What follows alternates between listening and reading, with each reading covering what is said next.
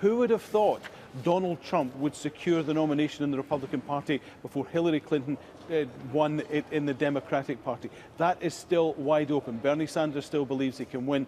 Hillary Clinton still has a fight in her hands. But as for the Republicans, well, it's all but over, and Donald Trump will be the Republican Party nominee. Who thought we would have said that 10 months ago? Indeed. Thank you very much, Alan Fisher, live in Indianapolis. Now, Peter Matthews is a political analyst. He joins us live from Los Angeles, picking up on the point that Alan just made. Who would have thought that Donald Trump would have reigned supreme and become the presumptive nominee for the Republican Party? Not very many experts would have thought that a few months ago, and yet he's done it. And here's what's fueling both Trump and Sanders. It's a tremendous anti-establishment mood among the electorate on both the right and the left. And it's because a lot of American politics has been bought and paid for by big money from corporate interests and other special interests. And the people in America feel like they don't have much say in a voice in the government. And there's a lot to it. In fact, my book, Dollar Democracy with Liberty and Justice for Some, How to Reclaim the American Dream for All, is exactly about that.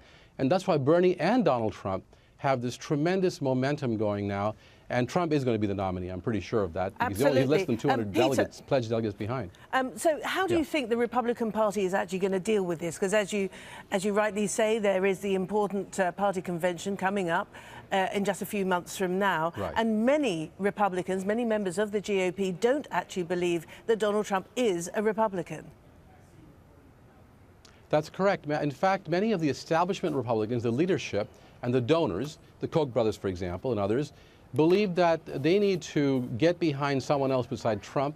And it might even be Hillary, believe it or not. If she's the nominee, these Republican establishment types are going to go and try to get behind the scenes for Hillary. They'd rather lose with not have Trump, because they feel if Trump wins, or if he runs rather, he'll be a disaster. He might actually drop the lower ticket races, bring them down. The members who are running for Congress are Republicans. So they may get behind just their lower ticket races and ignore Trump or try to actually back Hillary. So it's very unsettling what can happen on the Republican side, but very dynamic and interesting to look at. And I think it's a big problem for the Republican Party. It could actually end up splitting in the end among the establishment and also these Trump. And one more thing, yeah, go ahead, I'm sorry. I was going to say that Trump is able to draw from the other side as well, some of the Democrats. Let's have a look at the Democrats, and it's a much less well-defined race, isn't it? We've got Bernie Sanders with a very popular, it would seem, campaign. He's launched this progressive campaign, if you like, which the Hillary Clinton camp will probably have to deal with, even if she does succeed and become the eventual candidate. That is absolutely correct. In fact, Bernie has set the agenda all the way from the beginning of this campaign, and a lot of the issue positions that he's taken, for example, taxing the rich more, closing corporate loopholes, fair trade, free tuition. Hillary's jumped on the bandwagon and actually supported most of those issues now because she saw that she would be outgunned on the left and be more progressive in order to win. Hillary's willing to do it.